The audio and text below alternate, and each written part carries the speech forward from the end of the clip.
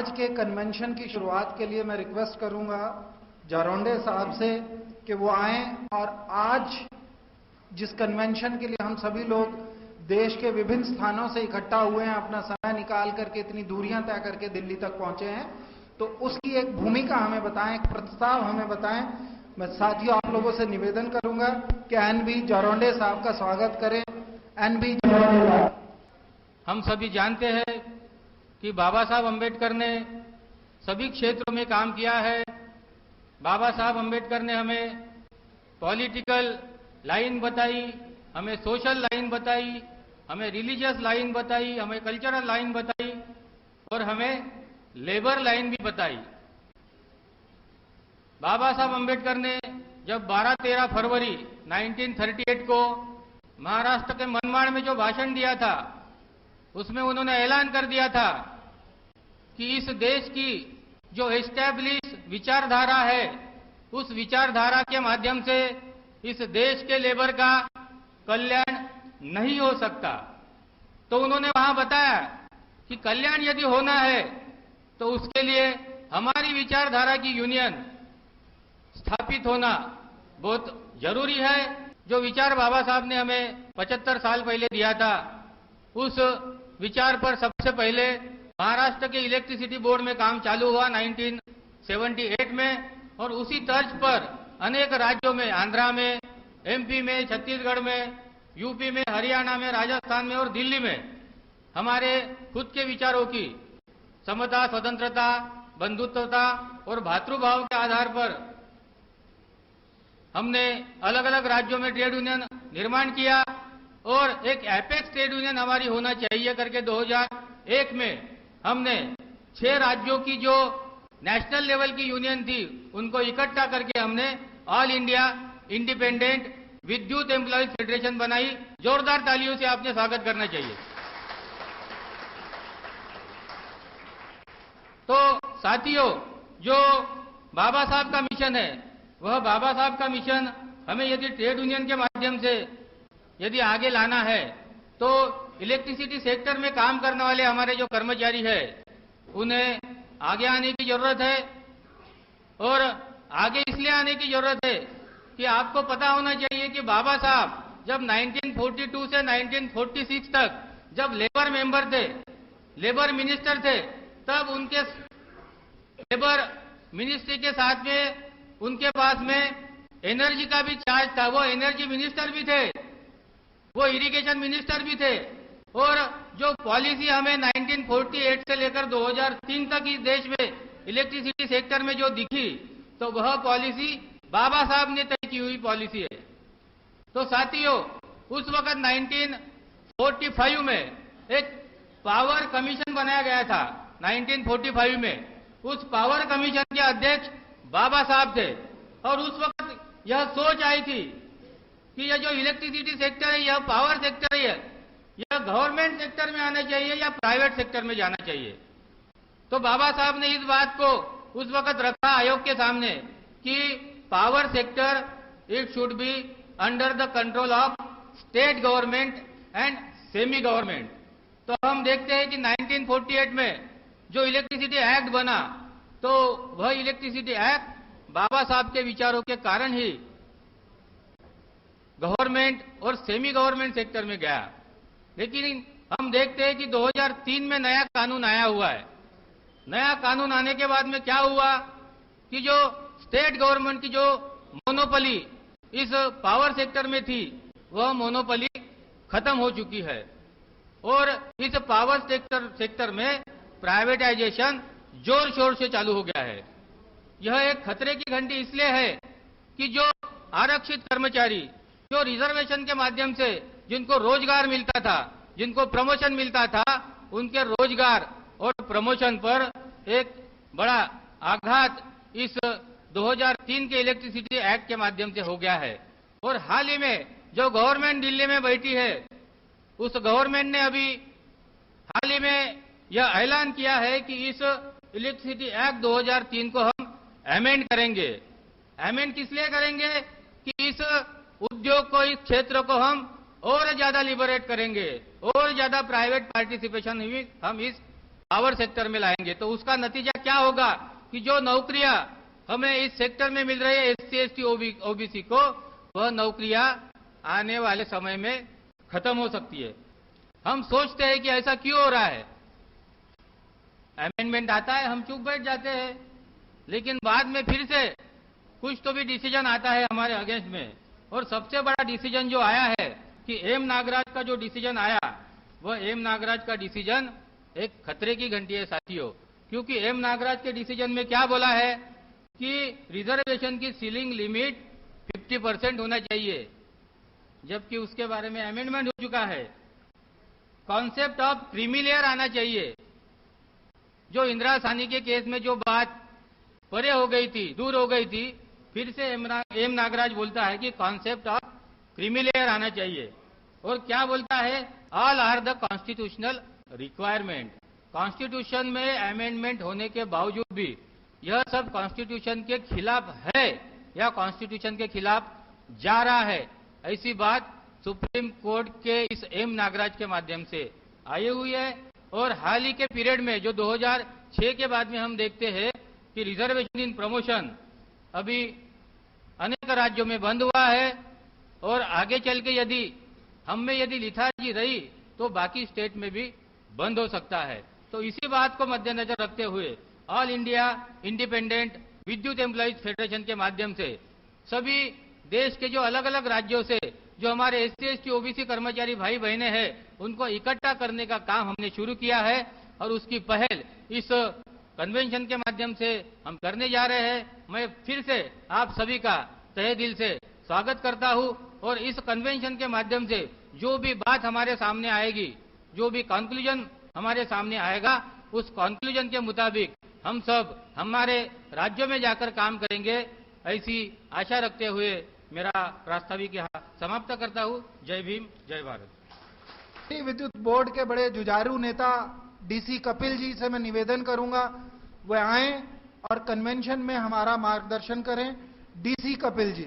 ये संगठन लगातार अलग अलग राज्यों में जाकर के ट्रेड यूनियन की एक्टिविटी को बढ़ाने का लगातार काम कर रहा है और कोशिश की जा रही है कि किसी तरीके से ट्रेड यूनियन की मेंबरशिप को बढ़ा करके हम लोग राष्ट्रीय स्तर पर उस लेवल पर लेकर के आए, ताकि हम लोग एससी, एसटी और ओबीसी के कर्मचारियों के उन श्रम में अधिकारों की रक्षा कर सकें जो यहां पर इन्हें उद्योगपतियों के द्वारा कुचले जा रहे हैं, कभी प्राइवेटाइजेशन के नाम से और कभी लिबरलाइजेशन के नाम से।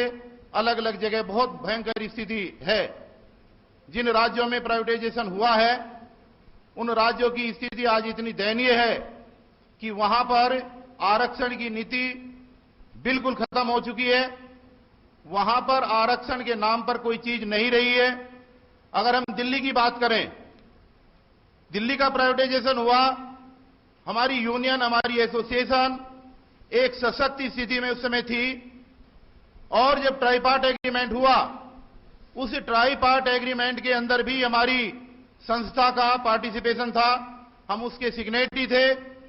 बावजूद उसके भी 1 जुलाई 2002 से लेकर आज 2015 चल रहा है, बार बार अनुसूचित जाति आयोग की सिफारिशों के बाद, इंटरवीन करने के बाद और कई बार धरने, प्रदर्शन और संस्था के माध्यम से आवाज उठाने के बावजूद भी इन 13 सालों के अंदर दिल्ली के अंदर आरक्षण की नीति को बहाल नहीं किया गया। मैं ये चीज बताना चाहता हूं उन स्टेट से आए हुए सभी प्रतिनिधियों को कि दोस्तों, जहां पर प्राइवेटाइजेशन हुआ और जहां पर पूर्ण रूप से ये प्राइवेटाइजेशन होने के बाद आरक्षण पर तलवार चली, आज वहां की स्थिति इतनी भयंकर है कि वहां के लोगों का विक्टिमाइजेशन, वहां के लोगों का शोषण, वहां की सारी आर्थिक नीतियां, आने वाली जनरेशन का रिजर्वेशन बिल्कुल समाप्त होना, ये एक ऐसी तस्वीर है जो आए हुए दूसरे प्रदेशों के बिजली के कर्मचारियों और अधिकारियों के लिए एक चिंता का विषय है। और उन्हें अपने प्रदेशों में इस बात को जाकर के बताना चाहिए कि अगर वहां पर भी इस तरीके का प्रोसेस हुआ तो यही भयानक स्थिति आज वहां पर उन प्रदेशों के अंदर भी हो सकती है। ये समस्या न हो और हमारा संगठन इसमें पार्टिसिपेशन ठीक तरीके से केंद्र की सरकार के सामने रख सके, इसलिए हर प्रदेश के अंदर जाकर के ये मुहिम चलाने का प्रयास किया जा रहा है कि किस तरीके से इस मेंबरशिप को बढ़ाया जाए। जिन जिन प्रदेशों के भी साथी आए हैं, मैं उनसे ये अनुरोध स्पेशली कर रहा हूं कि अपने अपने प्रदेशों के अंदर होने वाली प्राइवेटाइजेशन की प्रोसेस को गंभीरता से लेते हुए संघर्ष का रास्ता अपना करके उसको रुकवाने का काम करें। अगर आज हम सोते रहे तो आने वाले समय में ये प्राइवेटाइजेशन का प्रोसेस आने वाली पीढ़ी को बिल्कुल आरक्षण की नीति से दूर कर देगा। इसलिए मित्रों, इस संगठन की जो रूपरेखा थी, इस संगठन का जो आने वाले समय में कार्य है, बहुत सारे ऐसी चीजें हैं जिन मांगों को लेकर के हम बढ़ रहे हैं। जैसे न्यायपालिका में आरक्षण का प्रावधान होना चाहिए और हमारे जो आयोग बने हुए हैं उनका उसी तरीके से अधिकार होना चाहिए, उनको पूरे अधिकार मिलने चाहिए जैसे मानव अधिकार को दिए हुए हैं। इस तरीके के कानूनों को बना करके, चला करके और उनका प्रोटेक्शन करना, एक लंबी लिस्ट आपको एक हैंडबिल के माध्यम से मिली होगी, इसमें आप पढ़ सकते हैं। तो ये चीज जब ही संभव है जब हम सब लोग मिलकर के आगे का रास्ता अपने आप चुने। आज के इस आयोजन में आए हुए तमाम अपने अतिथिगण और भिन्न भिन्न प्रदेशों से आए हुए दिल्ली में जितने भी साथी आए हैं, मैं एक बार पुनः उनका सबका स्वागत करता हूं। और दिल्ली की तरफ से, दिल्ली प्रदेश की तरफ से, दिल्ली विद्युत बोर्ड एम्प्लॉइज यूनियन की तरफ से और SC/ST एसोसिएशन की तरफ से इस बात का आश्वासन देता हूं कि दिल्ली की जहां भी आपको आवश्यकता पड़ेगी, किसी भी मामले में, जिस प्रदेश में भी, हम लोग आपके साथ कंधे से कंधा मिला करके आपके प्रोसेस में हमेशा आपका साथ देने का काम करेंगे। जय भीम, जय भारत। अब मैं रिक्वेस्ट करूंगा मनोज जी से, प्लीज आएं और हमें अपने विचारों से अवगत कराएं। साथियों, जोरदार तालियों से स्वागत करें मुख्य अतिथि जी का। साथियों, लॉयर हूं सुप्रीम कोर्ट का, तो एविडेंस के साथ बात करूंगा, विदाउट एविडेंस नहीं बोलूंगा। सर्वप्रथम मैं नमन करता हूं उस महामानव को। इसलिए नमन करता हूं क्योंकि विश्व में कोई राम कंट्री नहीं है, हनुमान कंट्री नहीं है, शिव कंट्री नहीं है। अगर विश्व में है 56 देशों से भी अधिक कंट्रीज में, तो सिर्फ है बुद्धिस्ट कंट्री। इसलिए तथागत बुद्ध को सबसे पहले नमन करता हूं। और उसके बाद मैं नमन करता हूं उस महामानव को जिसे भारतवर्ष नहीं, कोलंबिया यूनिवर्सिटी और जिसे भारतवर्ष ही नहीं, अमेरिका, जापान, जर्मनी, कनाडा, मैंने 46 देशों में यात्रा करी, मुझे हर जगह, हर यूनिवर्सिटी में बाबा साहब का स्टैच्यू लगा। इसीलिए तथागत बुद्ध के बाद बाबा साहब को नमन करता हूं। और लोग कहते हैं बाबा साहब ने हमें नौकरी दी, लोग कहते हैं बाबा साहब ने हमें एजुकेशन दिया, लेकिन लॉयर होने के नाते मैं कहता हूं, इस भारतवर्ष के प्रत्येक जीव, निर्जीव, हर जाति वर्ग को अगर सांस ले रहे हैं वो लोग, तो वो सिर्फ डॉक्टर बाबा साहब अंबेडकर की वजह से सांस ले रहे हैं लोग। और 2 लाइन बोलूंगा साथियों बाबा साहब के बारे में। सूरज हूं, जिंदगी की रमक छोड़ जाऊंगा, सूरज हूं, जिंदगी की रमक छोड़ जाऊंगा, मैं डूब भी गया तो क्या, अपनी दमक इस अंबेडकर भवन में छोड़ जाऊंगा, छोड़ जाऊंगा, छोड़ जाऊंगा। साथियों, उसके बाद मैं नमन करता हूं हमारे इस मिशन को बहुत आगे तक ले गए।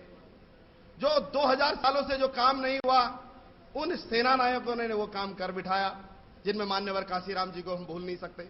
और ये कार्यक्रम इसलिए लिखा गया है, जितना मैंने ऑब्जर्व किया, इस ट्रेड यूनियन को भारतवर्ष के हर जगह फैलाना है। क्यों फैलाना है? क्योंकि आज भारत में सबसे बड़ा जो डिपार्टमेंट है वो रेलवे डिपार्टमेंट है। 8 लाख वकील, 8 लाख लोग एक जगह इकट्ठा करते हैं, इसलिए कांपते हैं ये मिनिस्टर, ये लोग। जनता को बाबा साहब के पास मौत थी, इसीलिए डर के मारे वो लोग बाबा साहब के हर बात को मानते थे। और जो भारतवर्ष में जितने भी डिपार्टमेंट है हमारे पास, उसमें मॉब अगर है तो सिर्फ 2 डिपार्टमेंट के पास, वो है ट्रेड यूनियन और वो है रेलवे डिपार्टमेंट। और रेलवे डिपार्टमेंट से भी ज्यादा पावरफुल, ज्यादा मॉब मासेस अगर है तो वो ट्रेड यूनियन में है। और ज्यादा सेंसिटिव लोग हैं जो ज्यादा दिमाग नहीं लगाते, ज्यादा दिमाग लगाने वाले भी लोग नुकसान है इस समाज के लिए। वो लोग अगर कह देते ट्रेड यूनियन अगर बंद हो जाए, सारी फैक्ट्रियां बंद हो जाएंगी। अगर विद्युत विभाग चाहे इस दिल्ली में विद्युत न मिले तो नहीं मिलेगा विद्युत, और जहां इलेक्ट्रिसिटी बंद तो सब कुछ बंद। तो साथियों, उस ट्रेड यूनियन का बाबा साहब का मिशन एक सोल्जर अगर आगे लेके जा रहा है, हमें उसे भारतवर्ष में हर व्यक्ति के घर घर पहुंचाना है, हर व्यक्ति को उससे जोड़ना है। यह मिशन है। उस मिशन को कैसे आगे पहुंचाया जाए, उस पर यह कार्यक्रम रखा गया है। दूसरा कार्यक्रम यह रखा गया है, जो हमारी प्रॉब्लम्स है, हम अपने ही दाल रोटी के पीछे लगे रहेंगे तो हमें पता ही नहीं होगा कब हम टर्मिनेट हो गए, कब हमारा प्रमोशन में रिजर्वेशन खत्म हो गया, कब हम सस्पेंड हो गए, कब हमारा रिजर्वेशन खत्म और होने वाला है। मैं आपको बता रहा हूं, मैंने अपने आंखों से आई विटनेस, और बड़ा दुर्भाग्य की बात, बड़े बड़े इस uncomfortable things when people are talking in front of the millions of people कि साहब वो रिजर्वेशन प्रमोशन ये है, रिजर्वेशन पर, अरे तुम्हें पता ही नहीं है रिजर्वेशन परमिशन क्या है। आप आर्टिकल 16(4)(a) की जगह 16(4)(b) बोलते हैं। Why people are misguiding the masses of our country. I am eyewitness, मैं एक आई विटनेस हूं जिसने 41 दिन इस रिजर्वेशन और प्रमोशन को गला घोट के खत्म होते हुए उस कोर्ट में देखा है, जस्टिस दलवीर भंडारी और जस्टिस मिश्रा की कोर्ट में। और इस आंखों ने वॉच किया, एनालिसिस किया क्या प्रॉब्लम है। और हम लोगों की सबसे बड़ी कमी है, मैं आपको बता दूं पाटिल साहब, हम लोगों की सबसे बड़ी, हम जुडिशरी को क्या कहते हैं, जुडिशरी बेकार है, बिकी हुई है जुडिशरी। अरे कभी अपने गिरवान में झांक के तो देखिए प्रॉब्लम किसके अंदर है। और रिजर्वेशन प्रमोशन में अगर आपको सुनना है, अगर 1 घंटा आप मुझे सुन सकते हैं तो बता सकता हूं, क्योंकि हर तारीख और किताब पढ़ के, कोई बुक पढ़ के नहीं पढ़ रहा हूं। ये मेरे दिमाग के अंदर जो फीलिंग्स है, मेरे भाषण नहीं है, ये इस दिल का, इस हार्ट की फीलिंग्स है। मेरी जो भावना है वो व्यक्त कर रहा हूं आपके सामने, प्रॉब्लम व्यक्त कर रहा हूं मैं। मैं कॉन्स्टिट्यूशन की किताब लेके कॉन्स्टिट्यूशन एक लाइन पढ़ने नहीं आया हूं, उधर आपको समझाने नहीं आ रहा हूं। एक्चुअल जो प्रॉब्लम्स है, जो मैं आई विटनेस हूं, जब कोर्ट में आई विटनेस को खड़ा किया जाता है तो वो बोलता है साहब मेरे सामने रेप हुआ, मेरे सामने गोली मारी इसने, मेरे सामने आग जलाया इसने, तो आई विटनेस सबसे बड़ा स्ट्रांग होता है। आई विटनेस के बेसिस पे किसी को फांसी की सजा होती है। वो आई विटनेस आपके सामने समझाना चाहता हूं, क्योंकि ये सुप्रीम कोर्ट ही है जिसने प्रमोशन में रिजर्वेशन को खत्म कर दिया। और ये सुप्रीम कोर्ट ही है जो हमारे देश से जो रिजर्वेशन है उसको खत्म कर रही है आज की डेट में। अब ओपी शुक्ला का मामला पढ़िए कभी, OP Shukla versus union of India. और क्या होता है साथियों, ये मामले जब चलते हैं तो पहले बड़े गर्माते हैं। जब पहला इश्यू नोटिस होता है, अचानक से खटक करके फिर क्या होता है, जजमेंट आ जाता है, तमाम करके जजमेंट आ जाता है। अब क्या करेंगे, ऐसा जजमेंट आता है। और जजमेंट कब आता है, लीव ग्रांट होने के बाद। जितने भी कॉन्स्टिट्यूशन मैटर हैं, जितने भी प्रमोशन में रिजर्वेशन होते हैं, वो लीव ग्रांट के बाद आते हैं। और ऐसे टाइम पर जजमेंट आते हैं, पता ही नहीं चलता जजमेंट आ गया, दूसरे दिन पेपर में पढ़ते हैं अरे वो तो प्रमोशन रिजर्वेशन खत्म हो गया यूपी का। और ये पावर कॉर्पोरेशन ही है जिसने इलाहाबाद में हाई कोर्ट में लड़ा था केस। और सुप्रीम कोर्ट का अगर रिजर्वेशन प्रमोशन मामला आप देखेंगे तो UP power corporation versus state of UP, हर जगह मिलेगा आपको ये जजमेंट। और ये पावर कॉर्पोरेशन ही है जिसने बहुत पैसा खर्च किया, यूपी में सबसे ज्यादा पैसा इस लिटिगेशन में खर्च किया तो पावर कॉर्पोरेशन ने किया है। लेकिन प्रॉब्लम क्या थी, इश्यू क्या है। अब एक बात आपको बता दूं, फिर दोबारा उस टॉपिक पर आऊंगा, प्रमोशन रिजर्वेशन पे मामले पे। ये अभी पाटिल साहब ने एक केस दिया मुझे, ये अभी ऐसे करके देखो, ये बिलासपुर हाईकोर्ट का, ये 5 मिनट पहले ऐसे हाथ में पकड़ा है मेरे को, बोला साहब ये केस है, वकील साहब इसको थोड़ा बता दो जनता को। तो मैंने 1 मिनट में इसको स्कैन किया, क्योंकि हम लोग तो रात दिन केस, मैं कॉन्स्टिट्यूशन बेंच में मैंने रामदेव वाला मैटर भी अकेला वकील था जिसने रामदेव वाले मैटर में आर्गुमेंट किया। अटॉर्नी जनरल जो अभी वर्तमान समय उसके खिलाफ आर्गुमेंट किया, और 12 सीनियर वकीलों के खिलाफ आर्गुमेंट किया, अकेला वकील खड़ा था। विटनेसेस है, नेट पे खोल के देखिए, विटनेसेस है, नेट पे खोल के इंटरनेट पे देखिए, रामदेव का जजमेंट पढ़ेंगे आप उसमें। और 10 लाख रुपए कॉस्ट लगाई रामदेव को। और रामदेव जैसे लोगों को अगर स्टॉप न किया जाए तो ये देश, ये भारतवर्ष को निगल जाएंगे ये लोग। और तो इस तरह से, क्योंकि हम लोग समाज के लिए मर मिटने वाले लोग हैं, डरते नहीं है, मौत से नहीं डरते, नौकरी तो छोड़ दीजिए आप, मौत से नहीं डरते। तो साथियों, ये जो मुझे ये ऑर्डर दिया है, ये एक व्यक्ति है BL आर्या नाम का व्यक्ति, उसको अकाउंटिंग डिपार्टमेंट में सर्विस करता है बिलासपुर में। क्योंकि आपने मुझे ब्रीफ करने के लिए बोला है, इसलिए मैं आपके ऑर्डर को फॉलो करना मेरा कर्तव्य बनता है। ये BL आर्या नाम का व्यक्ति है जो शेड्यूल कास्ट से बिलोंग करता है। इसको अकाउंट ऑफिसर में प्रमोशन नहीं किया गया। इसने 2011 में पिटीशन फाइल करी, और writ petition number 7687 petition file करी। इसमें क्या पिटीशन फाइल करी मैं आपको दिखाना चाहता हूं। ये पूरी पिटीशन एक अकाउंट ऑफिसर बहुत बड़ी पोस्ट होती है, वेल क्वालिफाइड होता है, ग्रेजुएट होता है, बीकॉम क्वालिफाइड होता है, पूरा अकाउंट डिपार्टमेंट उसके बाद दम पर चलता है। और ये जब आप पिटीशन पढ़ेंगे साथियों, ये पिटीशन मात्र कितने पन्ने की? एक पन्ने की है। कितने पन्ने की पिटीशन? एक पन्ने की। एग्जाम में हम एग्जाम देने भी जाते हैं तो थोड़ा ज्यादा लिखा होता है तो मार्क्स अच्छे मिल जाते हैं। मार्क्स अच्छे देता है, कहता है लिख के लाना, 10 नंबर का नंबर तो 2 नंबर तो मिल जाएंगे। लेकिन ये पूरी पिटीशन आप पढ़ोगे, ये ग्राउंड नंबर यहां 9 शुरू होता है। ग्राउंड, हमारे जुडिशरी में सिर्फ ग्राउंड देखा जाता है, स्टोरी नहीं देखी जाती। ये ग्राउंड यहां पर नंबर 1 एक पन्ना और एक पन्ना खत्म, ग्राउंड खत्म। अब मैं आपको, बाबा साहब ने आर्टिकल 141 दिया था। आर्टिकल 141 क्या है साथियों? आर्टिकल 141 में अगर सुप्रीम कोर्ट कोई जजमेंट पास करती है तो भारत की प्रत्येक व्यक्ति, स्टेट गवर्नमेंट सेंट्रल गवर्नमेंट की बात नहीं कर रहा, भारत का प्रत्येक व्यक्ति plus central government plus state government और प्लस भारत की हर हाई कोर्ट और हर मजिस्ट्रेट कोर्ट उसको मानेगी। इस व्यक्ति को इस भारत में इस प्रमोशन से रिलेटेड कम से कम 12,000 जजमेंट आए हैं। 12,000। क्या एक जजमेंट नहीं मिला इस आदमी को? क्या इसके लॉयर ने नहीं लगाया? क्या इसने सर्च नहीं किया? हम एक पन्ने का, क्या इसकी पूरी जिंदगी जो है एक पन्ने में समा गई? इसके खिलाफ इरेगुलरिटी हुई है, प्रमोशन नहीं दिया गया, इसके जूनियर को प्रमोशन दे रहे हैं और इसमें सबरवाल वाला मैटर लगा रखा है, दिया हुआ है। क्या इसके पास एक जजमेंट, क्या स्टोरी में इसके ग्राउंड क्या? एक पन्ने का ग्राउंड है इसका। मेहनत ही नहीं करते हम लोग। और एक बात और बता दूं, अब ये एक पन्ने का ग्राउंड है, अब ये डिसमिस होगा बिलासपुर हाईकोर्ट से, ठीक है? काउंटर आ गया, अब रिजॉइंडर भी आ गया, अब इसमें आर्गुमेंट होगा, डिसमिस, घर जाओ। उसके बाद ये मनोज गौरकेला के पास आएगा दिल्ली। अब हमारे साथ क्या प्रॉब्लम है? आर्टिकल 136 क्या कहता है साथियों? आर्टिकल 136 कहता है जो ग्राउंड आपने हाईकोर्ट में रखे वही सुप्रीम कोर्ट में रख सकते हैं, एक्स्ट्रा नहीं रख सकते। अब कितने ग्राउंड रख सकता हूं मैं? एक पन्ना। एक पन्ने में ही दुनिया निपट गई मेरी। और एक जजमेंट अलग। और सुनिए, सुप्रीम कोर्ट सिर्फ क्वेश्चन ऑफ लॉ सुनती है, कुछ और बात नहीं सुनती। क्वेश्चन ऑफ लॉ, और क्वेश्चन ऑफ लॉ होता है हाई कोर्ट के जज की गलती, बस। अब उस क्वेश्चन ऑफ लॉ में अगर आपने एक जजमेंट डाला होता तो मेरे लिए सुप्रीम कोर्ट में एक क्वेश्चन ऑफ लॉ और बढ़ जाता कि हाई कोर्ट ने आर्टिकल 141 का वायलेशन किया, उस जजमेंट को इंटरप्रेट नहीं किया। यह हाई कोर्ट का एक क्वेश्चन ऑफ लॉ और पैदा हो गया। तो हमारे लोग, और ये तो हो गया एक पन्ने का वो पिटीशन। अच्छा, अब इसका गवर्नमेंट का रिप्लाई आपको दिखाता हूं। गवर्नमेंट ने 50 पन्ने का रिप्लाई फाइल किया। कितने पन्ने का? एनेक्चर लगा के 50 पन्ने का। इन्होंने कितने पन्ने का? एक पन्ने का ग्राउंड कि मेरा प्रमोशन अकाउंट ऑफिसर में कर दिया जाए। तो इस तरह, और मैं आपको बता दूं, हमारे जुडिशरी में बहुत सारी चीजें होती हैं। हमने आज तक 1950 से लेकर आज तक अब 5,000 केसों को मैंने वॉच किया, एनालिसिस किया है। हर महीने में मेरे पास 10-10, 12-12 केस 2,000-3,000 रुपए में फ्री में। वो केस आपको पता है, ये उधर से नागपुर से भेजते हैं मेरे पास क्लाइंट, वो कहते हैं साहब 5,000 रुपए दे रहा हूं, समाज के आदमी फ्री में काम करो ना।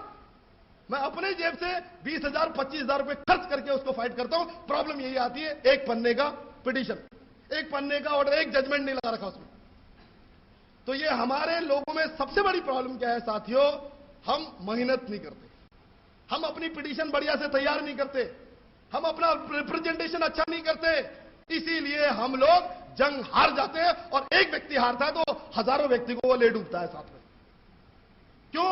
राइट टू इक्वलिटी आर्टिकल 14, वो जजमेंट में ऐसा बोला, सारे वैसे बोल के डिसीजन आ जाता है। तो पहली चीज हमको अपनी पिटीशन स्ट्रांग बनानी चाहिए। अगर एक लॉयर गड़बड़ कर रहा है, दूसरा वकील चेंज करो, तीसरा करो, चौथा करो, 50 वकील चेंज, 100 वकील चेंज कर सकते हैं। हम करते ही नहीं। अब ये व्यक्ति का जो प्रमोशन का जजमेंट है, ये सुप्रीम कोर्ट आएगा, क्योंकि अगर ये जीतेगा तो स्टेट आएगी, स्टेट गवर्नमेंट आएगी, स्टेट गवर्नमेंट जीतेगी तो ये व्यक्ति आएगा, और सुप्रीम कोर्ट इसको डिसमिस करेगा तो ये 50 लोगों में लागू हो जाएगा। इसी को जिरह बनाकर ऑर्डर पास करते हैं। तो पहली चीज मेरा, सब you all are government employ, आप you are working in the autonomous body of the government of India, state government और government of India, may be state government, क्योंकि इलेक्ट्रिसिटी बोर्ड स्टेट गवर्नमेंट के अंडर में आती है।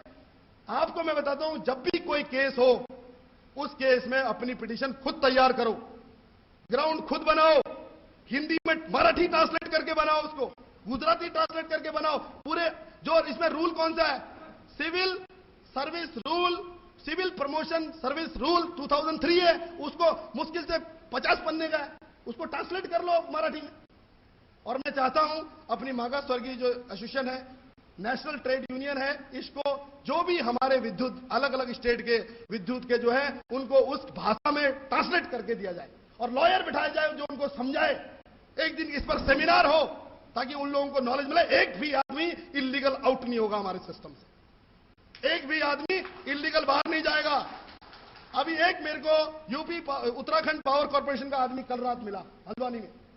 उसकी समस्या क्या, उसने कुछ इरेगुलेटरी करी और उस इरेगुलेटरी पे उसके खिलाफ सस्पेंड कर दिया। अब आपको बता दूं, एक बात और नोट कर लीजिए, मौके से मैं यहां पर आया हूं, करोड़ों की बात है, आपको मैं बता रहा हूं। उस व्यक्ति को फ्री में बता रहा हूं, ये बात बोल लीजिए। तो उस व्यक्ति को क्या हुआ साथियों, सस्पेंशन ऑर्डर दे दिया। अब सस्पेंशन ऑर्डर के अगर आपके खिलाफ इलीगल सस्पेंशन है, आप 226 में हाई कोर्ट जा सकते हो, आप 227 में फाइल कर सकते हो। 226 227 पढ़िए आप हाई कोर्ट गए ही नहीं। और जब आप सस्पेंशन के खिलाफ हाई कोर्ट नहीं जाते हो, इसका मतलब यह है आपने वो सस्पेंशन एक्सेप्ट कर लिया, आपने मान लिया सही करा, मेरे को निकाला, सस्पेंड दिया, सही दिया ना, ऐसा। और जब आप हाई कोर्ट जाते हो तो आपको खिलाफ डिपार्टमेंट की इंक्वायरी होती है। जब डिपार्टमेंट इंक्वायरी में जो लोग बैठते हैं, वो जो लोग होते हैं साथियों, उन लोगों को आपकी बैंड बजाने का टाइम मिल जाता है। अगर आप सस्पेंशन के खिलाफ हाई कोर्ट जाते तो हर चीज प्योरीफाई होती, हाई कोर्ट के ऑब्जर्वेशन में होती। अरे सस्पेंशन के खिलाफ हाई कोर्ट जाओ, हाई कोर्ट नहीं सुप्रीम कोर्ट पहुंचो, वो आदमी सस्पेंशन के खिलाफ गया ही नहीं, उसको चार्जशीट पकड़ा दी, चार्ज फ्रेम कर दिए, गया ही नहीं, इलीगल चार्ज फ्रेम, सब कुछ इलीगल है, वो चार्ज फ्रेम के खिलाफ गया ही नहीं, उसको टर्मिनेट कर दिया। उसके बाद भी टर्मिनेशन का 30 दिन के टाइम हाई कोर्ट में जाना पड़ता है, वो 3 महीने बाद कोर्ट में गया। अब उसके बाद वो डिले पर ही जो है उसकी नैया मझधार पे है। तो साथियों एक प्रॉब्लम है। दूसरी प्रॉब्लम और ये है, जब भी आपके खिलाफ कोई इलीगल इरेगुलरिटी होती है, आपके खिलाफ एफआईआर होती है, आपके पास एफआईआर के खिलाफ आप 482 एक सेक्शन है, नोट कर लीजिए सीआरपीसी का। जब भी आपके खिलाफ एफआईआर होती है, आप 7 दिन के अंदर हाईकोर्ट जाइए। अब जब एफआईआर के खिलाफ आप हाईकोर्ट जाते नहीं हो, एफआईआर क्वेश्चनिंग के लिए जब जाते नहीं हो, इसका मतलब आपने जो इरेगुलरिटी की है डिपार्टमेंट में, बिजली की चोरी की है, बिजली के पार्ट चुराए हैं, वो सही चुराए हैं। ये इंटरप्रिटेशन है लॉ का। 482 ये कहता है कि आपके खिलाफ गलत एफआईआर हुई है, आप 7 दिन के अंदर हाईकोर्ट जाइए। ये कुछ पॉइंट्स थे जो मैं आपको बताने थे। बाकी और जो चीजें हैं वो आपके डिपार्टमेंट पाटिल साहब ने बताया, वो साहब ने बताया, सबने बताया। मैं लीगल पॉइंट आपको स्ट्रांग करना चाहता हूं लीगली। अब बात आती है कि हर ऑर्डर के खिलाफ, जब भी किसी व्यक्ति के खिलाफ डिपार्टमेंट इंक्वायरी हो, हर ऑर्डर, हर रूल्स के हर सेक्शन के खिलाफ आप हाईकोर्ट जा सकते हैं। इतनी पिटीशन डालो हाईकोर्ट में कि जो डिपार्टमेंट इंक्वायरी करने वाला है वो उसको ये याद रहे कि मुझे ऑब्जर्व कर रहा है हाईकोर्ट, ये बात याद रहे। और साथियों अब बात आती है प्रमोशन में रिजर्वेशन। उसमें गलती किसकी है वो मैं आपको बताता हूं। कैसा क्या हुआ, सबसे पहले भारतवर्ष में जो संविधान था, आर्टिकल 16(4) आया। आर्टिकल 16(4) क्या है ये आर्टिकल 16(4)? आर्टिकल 16(4) साथियों, एक व्यक्ति जब जेई बनता है, जूनियर इंजीनियर, इसमें हाइडल डिपार्टमेंट में है, उसका प्रमोशन कभी होता ही नहीं है। रिजर्वेशन की वजह से जेई बना, रिजर्वेशन कॉन्स्टिट्यूशन ने राइट दे रखा है, बाबा साहब ने राइट दे रखा है रिजर्वेशन का, वो जेई बना। उसकी सीआर जो लिखता है कॉन्फिडेंशियल रिपोर्ट, वो कौन लिखता है? असिस्टेंट इंजीनियर या एग्जीक्यूटिव इंजीनियर या सुपरिटेंडेंट इंजीनियर? एग्जीक्यूटिव इंजीनियर लिखता है उसकी सीआर। उसकी जो सीआर लिखता है, और वो इतनी खराब सीआर लिख देता है, वो जिंदगी भर वो जेई से ही मर जाता, रिटायरी हो जाता है। ऐसी प्रॉब्लम भारत में आई क्योंकि हमारे आदमी को रिजर्वेशन तो मिल गया, वो गलती से जेई बन गया। अब वो जेई से चीफ इंजीनियर बन ही नहीं सकता कभी। क्यों नहीं बन सकता? क्योंकि उसकी सीआर इतनी खराब लिखी जाती है, इतनी खराब लिखी जाती है, वो वहीं मर जाता है। और ये आर्टिकल 16(4)A जब पैदा हुआ, ये इस बात का एविडेंस है कि हमारे लोगों के खिलाफ अत्याचार होता है। इसीलिए आर्टिकल 16(4)A आया। भाई आर्टिकल 16(4) से काम चल जाता हमारा।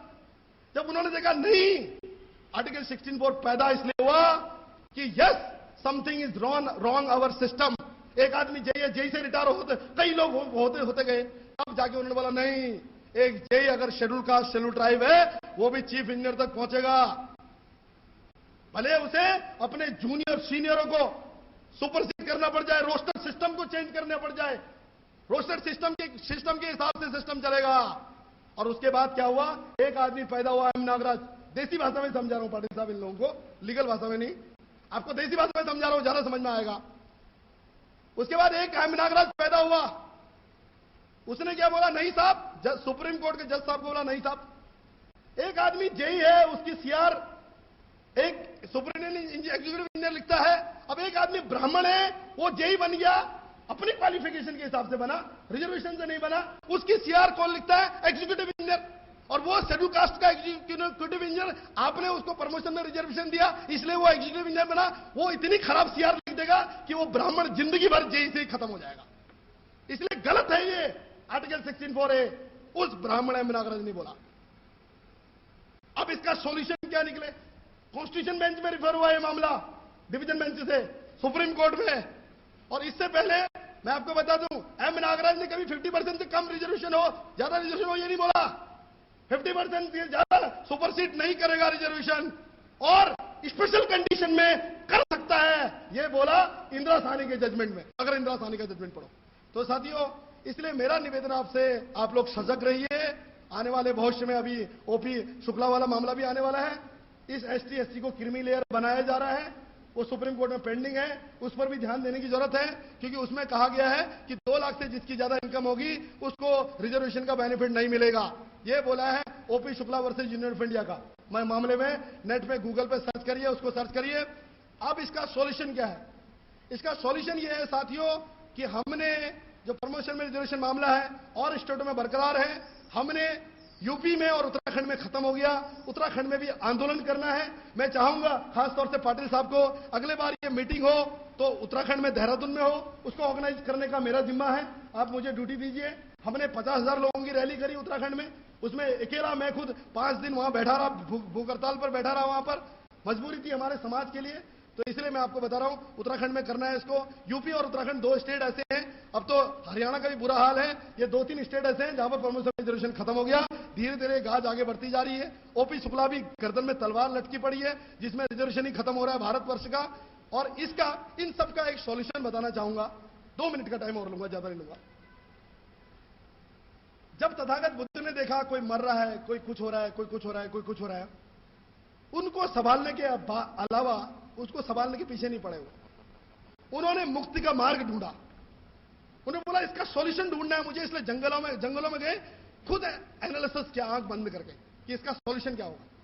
कई वर्षों तक उन्होंने मेडिटेशन किया, विपश्यना करी और उससे सॉल्यूशन निकाला, मुक्ति का मार्ग, और पूरे विश्व में मुक्ति का मार्ग को फैलाया। साथियों, ये सब ऐसी प्रॉब्लम्स हैं जो मुझे दिख रही हैं, प्रमोशन रिजर्वेशन, आरक्षण, और 1956, मैं तो ये कहता हूं कि हमने एक टीम बनानी चाहिए, मागा स्वर्गीय में एक एनजीओ टाइप की टीम बनानी चाहिए। वो टीम एक सुप्रीम कोर्ट में केस डाले कि कंपनी एक्ट 1956 जो है वो वायरस है, अल्ट्रा वायरस है हमारे आर्टिकल 335 का, क्योंकि जो हमें कॉन्स्टिट्यूशन राइट दे रखे हैं उनमें state government, central government reservation लागू करेगी। लेकिन ये कंपनी एक्ट जब आया 1956 में, और हमें बाबा साहब छोड़ के गए 1956 में, जैसे बाबा साहब हमें छोड़ के गए 2 महीने बाद कंपनी लॉ लॉन्च कर दिया गया भारत में, और ये कंपनी एक्ट 1956 से ही पूरे देश को निकल गया। 90% रिजर्वेशन कंपनी एक्ट 1956 हमारा निकल गया।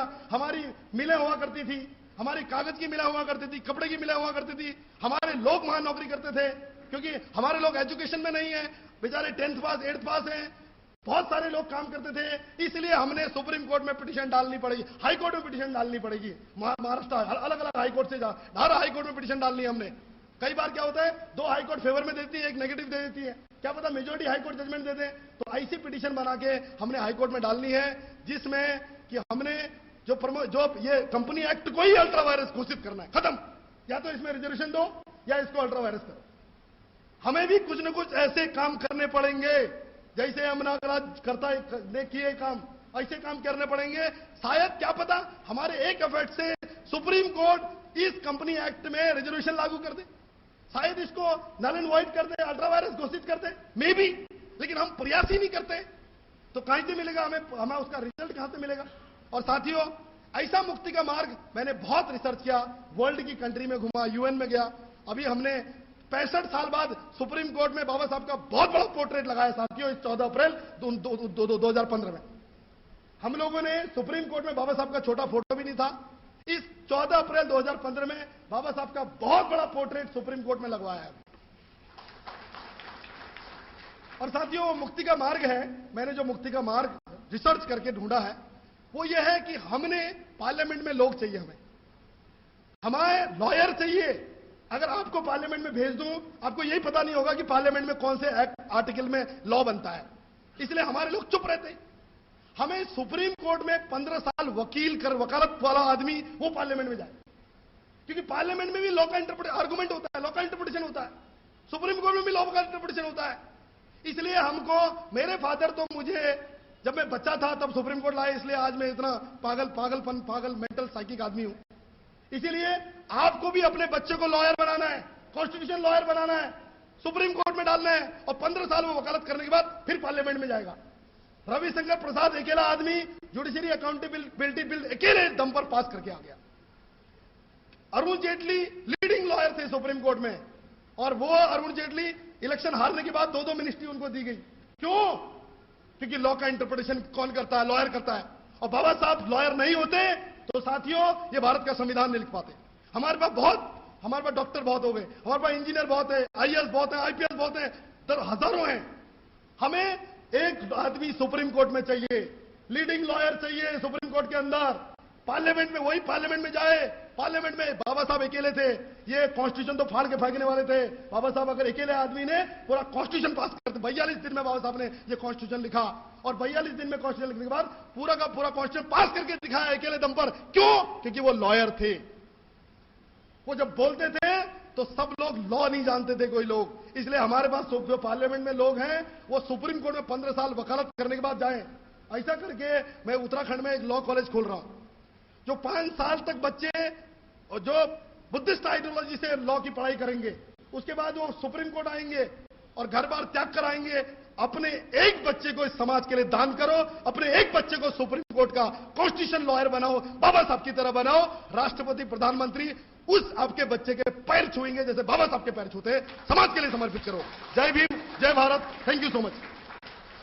हमें एक जो अल्टरनेट कल्चर की जरूरत है, समानांतर संस्कृति की जो बाबा साहब ने शुरू करी थी, तो कोशिश करिए कि हम ये लोग कोशिश कर रहे हैं कि हमारे कम से 50 महापुरुष हम खोजें जिन्होंने हमारे लिए काम किया है, उनके जन्मतिथि, उनके निर्माण परिनिर्वाण दिवसों को मनाएं।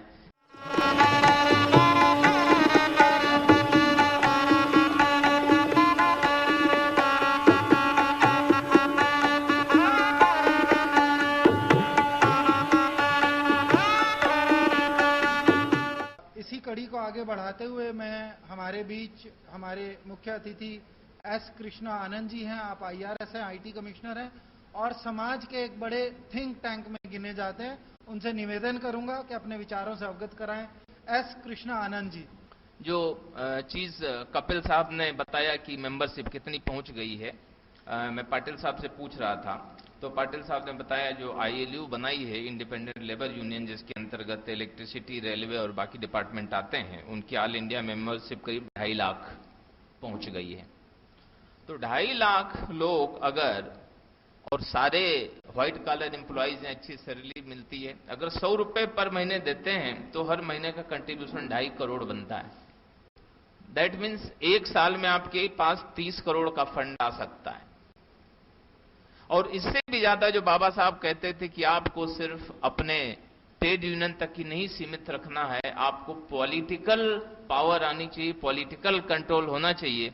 तो अगर ये 2.5 लाख लोग, 5 का तो फैमिली एवरेज होती है, तो अगर अपना फैमिली में ही बाबा साहब के विचारों को प्रसारित करते हैं तो 12.5 लाख लोग बनते हैं। और अगर 100 लाख लोगों, एक परिवार 100 लोगों को इन्फ्लुएंस करता है तो 2.5 करोड़ वोट आप अफेक्ट कर सकते हैं, इन्फ्लुएंस कर सकते हैं। ये पावर है आपकी, अगर आप आइडियोलॉजी को समझेंगे तो।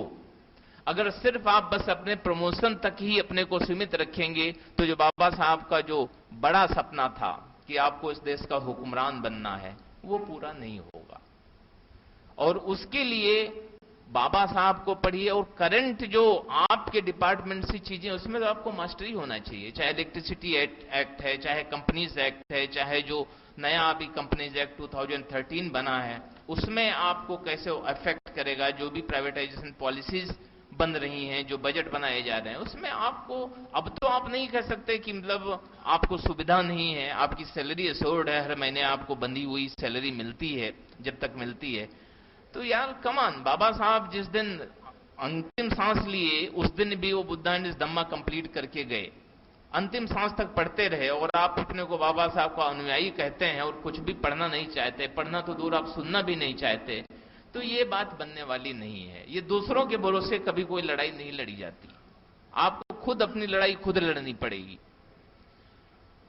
एक और चीज जो गौरकेला जी कह रहे थे कि सुप्रीम कोर्ट में मैं उसका प्रत्यक्षदर्शी हूं, आई विटनेस हूं कि कैसे वहां हमारा रिजर्वेशन खत्म किया गया और खत्म किया जा रहा है। बाबा साहब कहते थे कि हमारी जो अंतिम लड़ाई है इन 9 काले कोट वालों से होगी, क्योंकि तब सुप्रीम कोर्ट में 9 जज हुआ करते थे, अब वो 31 हैं। तो जुडिशरी, वो चाहे सुप्रीम कोर्ट की हो चाहे हाई कोर्ट की हो, बाई एंड लार्ज आरक्षण के फेवर में नहीं रही है, और ज्यादातर उसको लेजिस्लेचर से ही करेक्ट करना पड़ा है। क्यों? क्योंकि वहां आपका रिप्रेजेंटेशन नहीं है। तो एक जब कभी कोई आंदोलन करते हैं तो उसमें एक डिमांड ये होनी चाहिए कि हायर जुडिशरी में, हाई कोर्ट में, सुप्रीम कोर्ट में भी हमारा प्रोपोर्शनल रिप्रेजेंटेशन होना चाहिए। जिस प्रोपोर्शन में हमारी संख्या है, जो काशीराम जी कहा करते थे कि जिसकी जितनी संख्या भारी उसकी उतनी हिस्सेदारी। गांव में भी जब कोई झगड़ा होता है, कोई फैसला होना होता है, तो किसको आप लोग पंच चुनते हैं? ऐसे आदमी को नहीं चुनते हैं जो सबसे विद्वान है वहां पे, जो सबसे पैसे वाला है, सबसे काबिल है। आप उसको चुनते हैं जिस पे आपको ट्रस्ट है, जो आपका प्रतिनिधित्व कर सके। तो वही चीज जो वहां पे गांव में लागू होती है, वही हाई कोर्ट सुप्रीम कोर्ट में भी लागू होती है कि हमें उन लोगों से न्याय चाहिए जो हमारा प्रतिनिधित्व कर रहे हैं, जो हमारी पीड़ा और जो हमारी दर्द को समझ रहे हों। तो एक ये लार्जर, उसमें एक ये डिमांड होनी चाहिए कि हायर जुडिशरी में, हाई कोर्ट सुप्रीम कोर्ट में हमारा जो प्रोपोर्शनेट रिप्रेजेंटेशन है, प्रतिनिधित्व है, वो होना चाहिए। हमें एक जो अल्टरनेट कल्चर की जरूरत है, समानांतर संस्कृति की, जो बाबा साहब ने शुरू करी थी।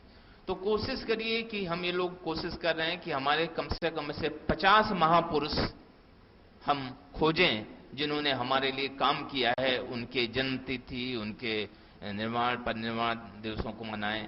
इसी तरीके से हमारे महापुरुषों से जो संबंधित 50 स्थान हैं, चाहे महू है जहां बाबा साहब पैदा हुए, 26 अलीपुर रोड है, अंबेडकर भवन इटसेल्फ जो बाबा साहब ने बनाया था, औरंगाबाद है, वहां बॉम्बे में आनंद भवन और बुद्धा भवन है, फिर दादर में उनका राजगृह है, और इसी तरीके से संत कबीर, महात्मा फुले, स्वामी अच्युतानंद, जितने भी हमारे महापुरुष हैं उनसे संबंधित जितने स्थान हैं उनको हम भ्रमण करना चालू करें, उनको हम अपना तीर्थ स्थल माने।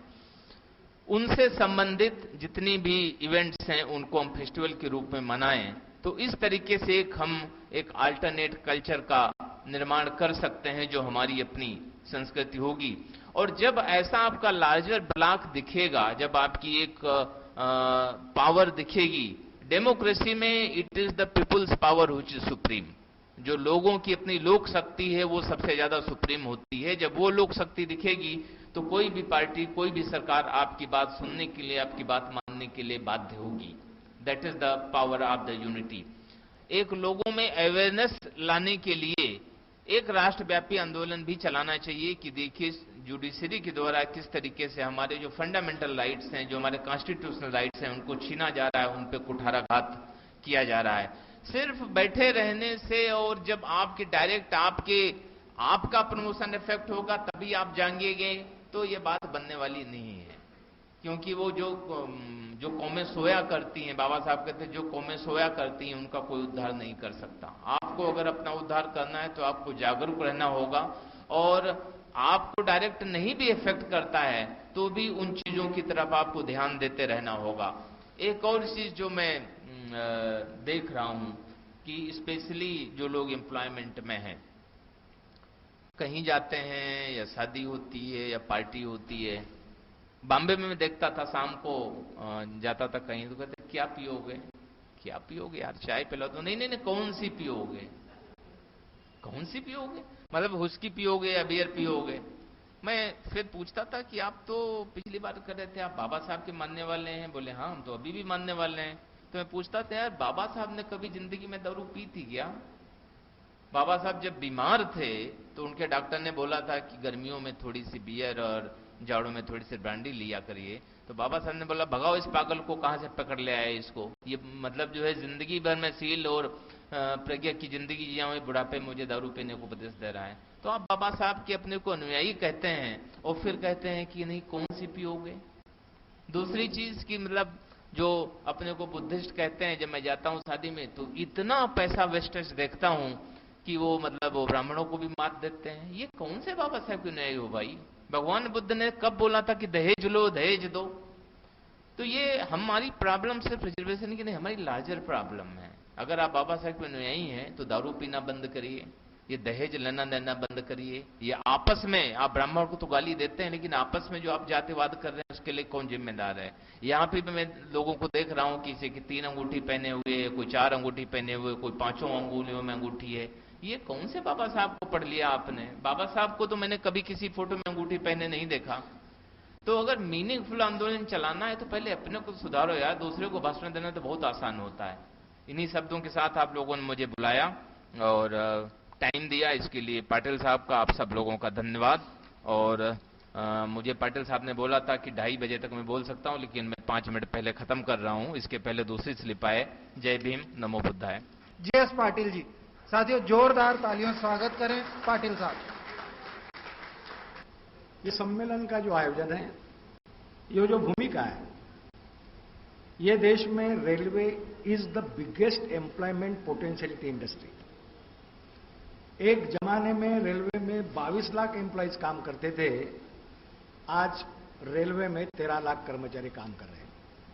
और second biggest industry is a electricity boards, जहां एक जमाने में 17 लाख काम करते थे, अभी 9 साढ़े 9 लाख एम्प्लॉयज पूरे सेक्टर में काम कर रहे हैं। जम्मू एंड कश्मीर और गोवा, ये राज्यों में इलेक्ट्रिसिटी बोर्ड गवर्नमेंट के अधीन रह के काम करता है, वहां इलेक्ट्रिसिटी बोर्ड नहीं है। तो electricity board is the biggest industry in India, जहां एम्प्लॉयमेंट पोटेंशियली 8.5-9 लाख। अब सवाल यह पैदा होता है कि रेलवे, जो रेलवे में 12-13 फरवरी 1938 को बाबा साहब ने किसको संबोधित किया? इंजीनियर्स को संबोधित नहीं किया, क्लर्क को संबोधित नहीं किया, डॉक्टर को संबोधित नहीं किया, जिसको क्रीम ऑफ द सोसाइटी बोलते। तो बाबा साहब ने रेलवे में काम करने वाले गैंगमैन, जिसको आप ट्रैकमैन बोलते हैं, पढ़े लिखे नहीं थे, बाबा साहब के तरफ 3-4 बार गए और बाबा साहब को रिक्वेस्ट किया, बाबा साहब हम तो पढ़े लिखे नहीं हैं, मगर आपके मार्गदर्शन होने के बाद हम संगठन है सही ढंग से ये देश में चलाने में कामयाब हो सकेंगे। तो बाबा साहब ने 3-4 बार नहीं बोलने के बाद एक बार हो बोला। और बाबा साहब ने, उनके पास पैसे नहीं थे, रेलवे में कोई सभा के लिए कोई प्लेस भी नहीं था। एक मुस्लिम फार्मर था, उसने बाबा साहब के भाषण के लिए जगह उपलब्ध कर दिया। बाबा साहब 12 तारीख को जब शाम को वह सम्मेलन में गए, देश के 20,000, दिल्ली से लेके, ग्वालियर से लेके, महाराष्ट्र से लेके सभी क्षेत्रों के 12-13 फरवरी 75 साल पहले 20,000 रेलवे गैंगमैन उपस्थित थे। 12 फरवरी को बाबा साहब ने क्या बोला संबोधन करते हुए? भाई साथियों, आपने मुझ पर बहुत बड़ी जवाबदारी डाल दी और यह पूरी करने का काम मैं 13 फरवरी के अपने सविस्तर भाषण में करूंगा। जब 13 फरवरी 1938 को बाबा साहब ने विस्तार से भाषण दिया, ये देश के लेफ्टिस्ट मूवमेंट ट्रेड यूनियन में काम करने वाली, ये देश की ट्रेड यूनियन में काम करने वाली राइटिस्ट मूवमेंट, ये देश में जो गांधीवादी विचारधाराओं के काम करने वाली मूवमेंट्स, ये देश में समाजवादी विचारों से काम करने वाली वर्कर्स मूवमेंट, इसका एनालिसिस किया।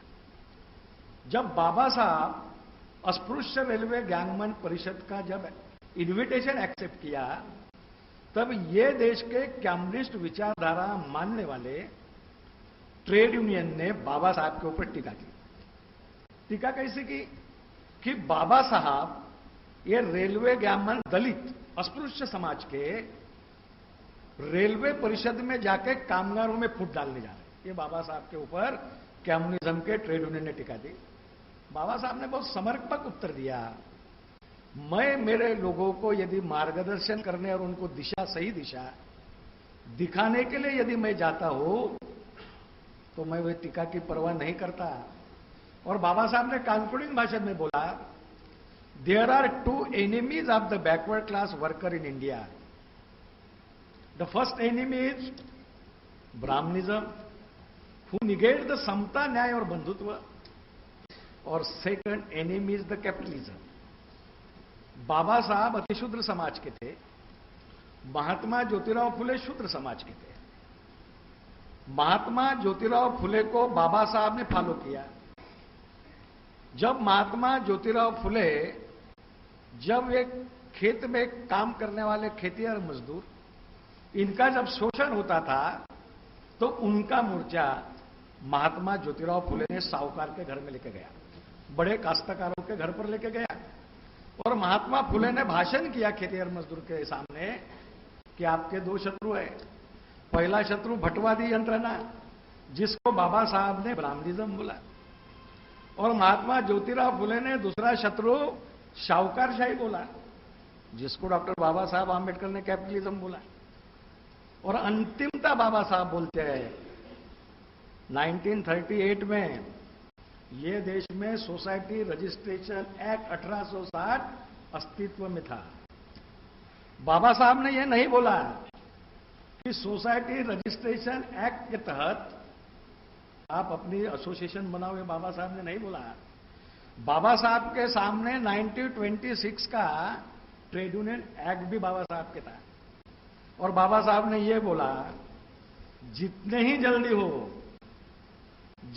जल्दी हो उतने ही जल्दी खुद का कामगार संगठन आप बना। आज देश में 80 लाख रिजर्वेशन बेनिफिशियरी है। हमारी ट्रेड यूनियन नहीं रहने के कारण हम हमारे लोगों को परमिट करते हैं वेलफेयर वाले कि भाई तू कम्युनिस्ट विचारधारा में भी रह सकता है। भाई तो all India power engineers federation के शैलेश दुबे, जिन्होंने पहला एम नागराज का डिसीजन यूटी पावर कॉर्पोरेशन में इनिशिएट किया, जो शैलेश दुबे ने जब एम नागराज का डिसीजन लगने के बाद, जब 117 की कॉन्स्टिट्यूशन अमेंडमेंट आ चुकी थी, ये गवर्नमेंट के पहले के गवर्नमेंट ने, और 117 के कॉन्स्टिट्यूशन का ड्राफ्ट मैंने पढ़ा कि एम नागराज का डिसीजन नलिफाई करते रिजर्वेशन इन प्रमोशन कंटिन्यू होना चाहिए। ये राज्यसभा में डिसीजन, ये राज्यसभा में ये कॉन्स्टिट्यूशन अमेंडमेंट रिजॉल्व हुई। जब लोकसभा में 117वीं घटना दुरुस्ती आई, तब पॉलिटिकल डिफरेंसेस तो हुए, मगर ये देश के उत्तर प्रदेश सरकार के 13 लाख कर्मचारियों को हमारे शैलेश दुबे ने, जो all India power engineers federation के जनरल सेक्रेटरी है, देश के स्टेट इलेक्ट्रिसिटी बोर्ड के इंजीनियर्स, एलाइट इंजीनियर्स, आंबेडकर खुद को कहने वाले इंजीनियर्स शैलेश दुबे को फॉलो करते हैं। और वो शैलेश दुबे ने 117वीं कॉन्स्टिट्यूशन अमेंडमेंट लोकसभा में पारित नहीं होना चाहिए, तो 13 लाख कर्मचारियों का 3-4 दिन तक बड़ा आंदोलन किया। पैसे तो हम देते हैं। ये देश में 80 lakh reservation beneficiary minimum guarantee के तहत आज नौकरी में पार्टिसिपेट हुए हैं। आज मैं सेंसस देखा, जब ट्रेड यूनियन रजिस्ट्रार हमारा भी इंडिपेंडेंट लेबर यूनियन, जो ऑल इंडिया इंडिपेंडेंट विद्युत एम्प्लॉयज फेडरेशन, उसके संलग्न है। हमने रेलवे में 75 साल के बाद इंडिपेंडेंट स्वतंत्र रेलवे बहुजन कर्मचारी यूनियन बनाया, टीचर्स की यूनियन बनाया, अनऑर्गेनाइज सेक्टर के भी यूनियन बनाया। 1991 में लिबराइजेशन, प्राइवेटाइजेशन, ग्लोबलाइजेशन जब आया, तब ये देश के स्टैटिस्टिकल प्रसिद्ध हुआ कि रिजर्वेशन बेनिफिशियरी किसके साथ है। तो जो गोड़वलकर गुरुजी ने बंच ऑफ थॉट्स जो ग्रंथ लिखा, जिसने वर्ण व्यवस्था का पुरस्कार किया और उसको आदर्श मानते हुए ये देश में भारतीय मजदूर संघ निर्माण हुई। सबसे ज्यादा झाड़ू मारने वाले लोग भारतीय मजदूर जो वर्ण व्यवस्था से, आज भी बंबई में बुद्धिस्ट समाज के लोग झाड़ू मारते हैं। आज भी लोग पैसा किसको दे रहे हैं? वर्ण व्यवस्था को मानने वाले ट्रेड यूनियन को आज भी पैसा दे रहे हैं। इसलिए बाबा साहब ने 1936 में हमने इंडिपेंडेंट लेबर शब्द पॉलिटिकल दृष्टिकोण से नहीं लिया। बाबा साहब ने इंडिपेंडेंट लेबर पार्टी का निर्माण किया था और बाबा साहब की जो आइडियोलॉजी थी कि ये देश के लेबर एक इंडिपेंडेंट विचारधारा वाले रहना चाहिए। इसलिए बाबा साहब ने 1937 को खुद स्वयं बाबा साहब बॉम्बे म्युनिसिपल कामगार संघ के अध्यक्ष थे। झाड़ू मारने वाले कामगार की पहली ट्रेड यूनियन बाबा साहब ने 1937 को निर्माण किया और जब 13 जुलाई 1941 को वो झाड़ू मारने वाले लोगों के 5000 कामगारों के सामने बाबा साहब ने भाषण किया। बाबा साहब ने भाषण किया कि आपके 1938 में मेंबर 2500 थे और 1941 में आपके मेंबर 5000 बन गए और लेबर गैजेट में प्रसिद्ध हुआ कि बॉम्बे म्युनिसिपल कॉर्पोरेशन, जिसको बाबा साहब हेड करते थे, सबसे आदर्श ट्रेड यूनियन करके वो जमाने में लेबर गैजेट में ये बाबा साहब बोले। बाबा साहब 1942 टू 1946 तक वाइसराय लेबर काउंसिल में थे। बहुत सारे अभी विस्तार से नहीं बताता मैं एनर्जी वगैरह, मगर हमारे 80 लाख लोग में रजिस्टर ऑफ ट्रेड यूनियन का चंडीगढ़ में जो रिकॉर्ड जाता है, तो हमने वो स्टैटिस्टिकल देखने के बाद हमें ऐसा दिखा, 91 में देखा कि फुले आंबेडकरी विचारों के 80 लाख कर्मचारी लेफ्टिस्ट, राइट, गांधीवादी और समाजवादी विचारधाराओं के यूनियन को पैसे देते हैं। और लेटेस्ट स्टैटिस्टिकल प्रसिद्ध हुआ, रिजर्वेशन बेनिफिशियरी साल के 500 करोड़, साल के 500 करोड़ ब्राह्मणवादी ट्रेड यूनियन को सालाना देते हैं। ये मैं नहीं बोलता, ये register of trade union all India का लेबर कमिश्नर ऑफ इंडिया है, उसका स्टैटिस्टिकल प्रसिद्ध है। मुझे एक खुशी अच्छी हुई कि चंडीगढ़ के लेबर्स के ऑफिस में हमने जो इंडिपेंडेंट लेबर यूनियन की स्थापना की, जो सभी डिपार्टमेंट्स के यूनियन संलग्न है, जैसे बीएमएस है, जैसे इंटक है, जैसे centre of Indian trade union है, एचएमएस है, एचएमकेपी है, ये लोगों को संलग्न सभी इंजीनियर्स एसोसिएशन है बीएमएस को मैं दावे से कहता हूं कि all India power engineers federation is affiliate to Bharatiya Mazdoor संघ। हाईएस्ट मेंबरशिप ये देश में ट्रेड यूनियन की आरएसएस को मानने वाली विचारधारा की है और झाड़ू मारने वाले लोग भी उनके साथ है। कारण क्या है? क्या ट्रेड यूनियन के संदर्भ में हमने प्रबोधन किया? 75 साल होने के बाद हमने कोई लोगों में प्रबोधन किया था। मैं एक बार बंबई से नागपुर आ रहा था, इसी में मेरे सामने 2 लोग बैठे थे, वर्कर थे, रेलवे के वर्कर के पास उनके यूनियन का कार्ड रहता है। तो मुझे ऊपर देखा, एनआरएमयू देखा, बोले नेशनल रेलवे मजदूर यूनियन, क्या हम इस विचारधारा बिलोंग करते हैं? मैं उनको पूछा तुम्हारा नाम क्या है? एक बोले गायकवाड़, मैं अध्यक्ष हूं। दूसरे को बोला कि वो भी शेड्यूल कास्ट बौद्ध समाज का था। मैं उससे चर्चा किया, कहां जा रहे हैं? बोले मनमाड़ जा रहे हैं। तो बाबा साहब ने 38 का भाषण मनमाड़ में किया। ये होने के बावजूद भी कम्युनिस्ट मूवमेंट में क्यों रहते हो? अरे आपको क्या मालूम है साहब, बोले बाबा साहब ने 38 को यही बोला कि कम्युनिज्म के मूवमेंट को मजबूत करो करके। मुझे हमारे लोग रॉन्ग डायरेक्शन का हैमरिंग होता है तो रॉन्ग डायरेक्शन से ही चलते हैं। और आज हम अच्छे एलाइट लोग ट्रेड यूनियन के संदर्भ में हम रॉन्ग डायरेक्शन से आज भी चल रहे हैं, ये मान्य करना पड़ेगा। और इसलिए हमारा एक प्रयास था। महाराष्ट्र में हमने एक मॉडल बनाया, कपिल जी आए थे, बहुत सारे सेक्रेटरी जी आए थे। हमने ऑल इंडिया इंडिपेंडेंट विद्युत एम्प्लॉयज फेडरेशन का ओडिशा से लेके हमने स्थापना किया।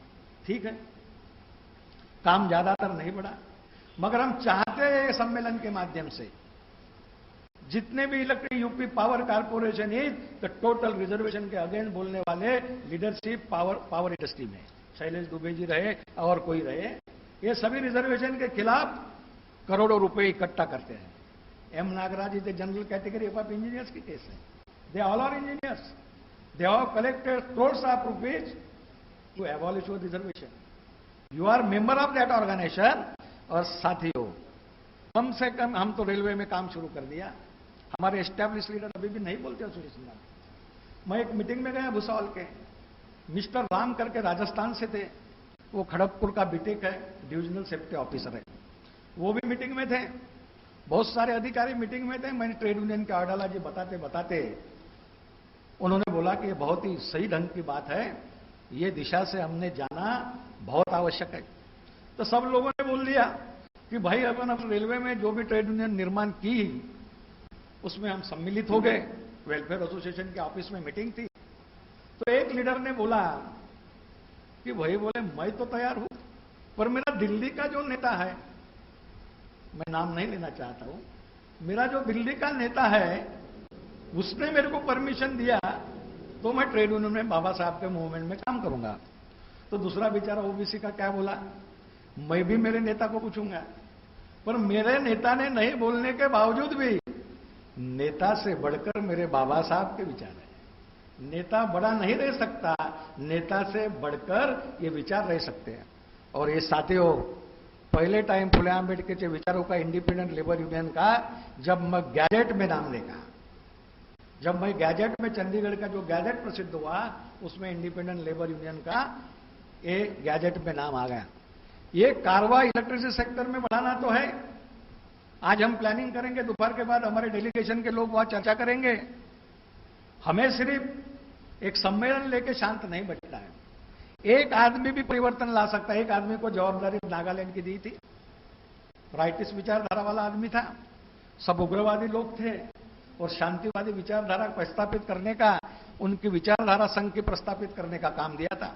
हमारे एक आईपीएस अधिकारी जो सीबीआई के हेड है तामगाड़गे, उसके पिताजी क्लास 4 वॉचमैन एमएससीबी में थे। मैं उसके घर में जाता था, ये छोटे थे, वो आईपीएस बने, नागालैंड कैडर, नागालैंड का एक स्टेट अलग हुआ। वो आदमी नागपुर से गया हुआ जिसको जवाबदारी दिया था कि भाई तू तेरा एक्टिविटी शुरू कर, नागालैंड में तेरे विचारों का एक भी आदमी नहीं है। ये बेचारा जाता था, लोग उसको मारते थे, बंदूक की धमकी देते थे, और शाम को आके जो आईपीएस अधिकारी जो नागपुर से बिलोंग करता था उसके घर में जाता था, साहब मेरे को तो लोग मारने को आ रहे हैं। वो बेचारा नागपुर का होने के कारण ठीक है भाई, ठीक है मैं तो करता। ऐसा करते करते उसके विचारों के 1000 आप लोग उसने क्रिएट किया। जब तुम मूवमेंट में सैक्रिफाइस होने की बात करते हैं तो मुझे यह लगता है आज भी कारवा देश में इलेक्ट्रिसिटी सेक्टर में बढ़ सकता है। इलेक्ट्रिक सेक्टर के कोई भी अमेंडमेंट हो, 2014 का अमेंडमेंट हो, जो भी सेक्शन 130 में हमारे जो अधिकार कायम रखने का प्रोविजन जो इलेक्ट्रिसिटी एक्ट 2003 में है, वो 2014 में नहीं है, वो 2014 में नहीं है। आपको दिल्ली विद्युत बोर्ड में बीएसईएस ने टेक ओवर किया, सेक्शन 131 अप्लीकेबल होने के कारण आपका स्टेटस, आपका पे, आपका ये कायम रहा। अन्याय तो बहुत तरफ से प्राइवेट सेक्टर में होते हैं। जब 131 सेक्शन चेंज करने जा रहे हैं और वो सेक्शन चेंज होने के बाद हम 58 साल तक नौकरी पर रहने की जो बात कर रहे हैं, नए अमेंडमेंट के बाद रिजर्वेशन तो नहीं रहेगा, मगर इलेक्ट्रिसिटी सेक्टर में जो भी स्टेट ओन कंपनियां हैं उसमें रहेंगे क्या नहीं रहेंगे इसका भी भरोसा नहीं है। मोबाइल पोर्टेबिलिटी है, दिल्ली शहर में 2 कंपनियां हैं, नंबर ऑफ कंपनी में लाइसेंस देने का प्रोविजन ये नए 2014 के बिल में है। स्टेट ओन कंपनी भी दिल्ली स्टेट ओन की रहेगी और रहने के बाद प्राइवेट भी रहेंगी। सबसे ज्यादा जनरेशन अदानी का है देश में, मैक्सिमम जनरेशन अदानी का है। प्राइवेट प्लांट में काम 50% एम्प्लॉय करते हैं और 50% में उसका एस्टैब्लिशमेंट कॉस्ट कम रहता है, कोल अच्छा रहता है, जिसकी पर यूनिट की कॉस्ट जो रहती है 2 रुपए 2.5 रुपए रहती है। साहब ने बताया हमारे ओल्ड सेट है, गवर्नमेंट की एक डेफिनेशन है, राज्य की संकल्पना है, एम्प्लॉयज रखना चाहिए, ये करना चाहिए, कोयले की समस्या है, हमारा रेट 4.5 रुपए। हमारे जो भी डिस्काउंट कंपनी से जो भी पीपीए हो गए वो भविष्य में अदानी के साथ होने वाले हैं। ट्रांसमिशन यूटिलिटी के संदर्भ में बहुत सारा अमेंडमेंट जो भी परमिशन लेना पड़ता था वो भी परमिशन निकाल देने का काम ये इलेक्ट्रिसिटी सेक्टर का अमेंडमेंट कर रहा है। गवर्नमेंट के ऊपर सभी डिपार्टमेंट के लोग हम प्रेशर ला के हम तो ट्राई करेंगे, मगर लार्जर बेंच के सामने जाके 1 से 17 को हम चैलेंज कर सकते हैं क्या? यदि कर सकते तो पूरे जो भी वो आपका पैनल होगा, जो भी उसका खर्चा होगा, जो भी देश के जो इंडिपेंडेंट लेबर यूनियन और अन्य डिपार्टमेंट के लोग हैं, हम उसको पूरी शक्ति लगा के, एनर्जी लगा के इसको हम रिव्यू की बात करते हैं, उसकी रिव्यू की बात करते हैं। सेकंडली हम उसके ऊपर में प्रेशर लाने का भी काम करते हैं। छत्तीसगढ़ की केस दी आर्या की। Arya is a simply account officer. Meshram ji आए होंगे या मालूम नहीं, जब भी फोन आया था। Arya is a simply account officer और उसको प्रमोशन नहीं मिल रहा, वो पहले नंबर पर है। तो आर के सबरवाल का निर्णय जो है, आर के सबरवाल का बोला कि your situation is reach at ideal position.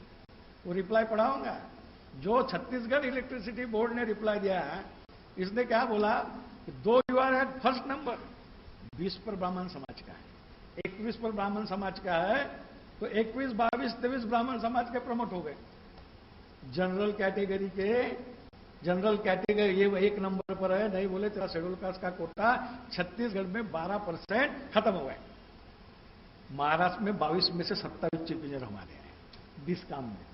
Transmission में भी उतने 70-80% है। जो सीनियरिटी में पहले नंबर पर आता, he is counted against the general, उसको प्रमोशन नियत नहीं कर सकते। Chhattisgarh is the first state एक चीफ सेक्रेटरी ने कलम चलाया, सेठी करके चीफ सेक्रेटरी था शायद, उसने एक कलम चला दिया कि आर के सबरवाल बोलता है कि तुम्हारा परसेंटेज वैकेंसी बेस्ड रोस्टर पद्धति स्क्रैच हुई, पोस्ट बेस्ड रोस्टर पद्धति आई तो तुमको हम प्रमोट नहीं करेंगे। एसके मेश्राम साहब चीफ सुपरिटेंडिंग इंजीनियर है, 10 साल से ही बेचारे, उसके जूनियर सभी सुपरिटेंडिंग इंजीनियर चीफ इंजीनियर बन गए, मगर हमारे सुपरिटेंडिंग इंजीनियर वही फ्रस्ट्रेशन, वो बोलते हैं कि तुम ऐसे बेड़का सारका उड़ी गए थे रिजर्वेशन वाले। जजमेंट में भी बोला बहुत सारे, जैसा फॉग ऐसी जंप लेता है वैसे शेड्यूल कास्ट के लोग, यही नागराज के डिसीजन में बोला, general category candidate at the age of 46 ये आखिरी तक जाता है, तो शेड्यूल कास्ट का कैंडिडेट एट द 46 और हायर स्टेज पर जाता है। ये भी जजमेंट में बोला है। मुझे स्टिग्मा लगाने का काम ये जजमेंट में किया है। इसलिए साथियों, ये सम्मेलन के माध्यम से ये हमने एक स्ट्रैटेजी हमको बनाने का है। हमारे कुछ भी मतभेद रह सकते हैं, मगर विचारों के सामने हमारे मतभेद हमने भूलना चाहिए।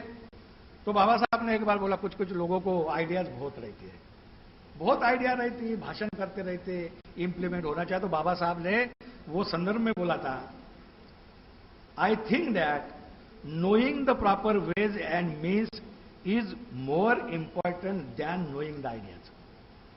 म्हणजे आदर्शाच्या ध्यानापेक्षा ते ध्यान, वो ज्ञान फैलाने की यदि साधन तुम्हारे पास है, तुम्हारे पास यदि लोग है, वो सबसे ज्यादा इंपॉर्टेंट है। हमारे पास नॉलेज बहुत है, हम इंटरप्रिट भी कर सकते हैं, इलेक्ट्रिसिटी एक्ट को भी इंटरप्रिट कर सकते हैं, मगर उसको उसके डिसएडवांटेज होने वाले जो है वो फैलाने की मशीनरी हमारे बीच में हम पैदा करना चाहिए। बहुत सारे संडे सैटरडे है, क्या हम ये कारवा लेके आगे नहीं जा सकते? जा सकते।